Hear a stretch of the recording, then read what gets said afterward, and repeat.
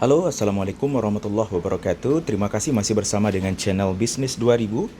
Pada kesempatan ini kita akan berbagi sebuah video bagaimana cara membuang kotoran ataupun memperbaiki saluran mesin cuci yang tersumbat ya. Di sini kita memakai mesin cuci LG ya, seperti ini yang 2 tabung.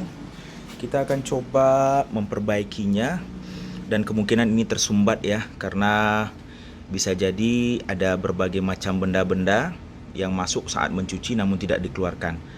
Oke, jangan lupa klik tombol subscribe di channel Bisnis 2000 dan kita lanjutkan proses memperbaikinya.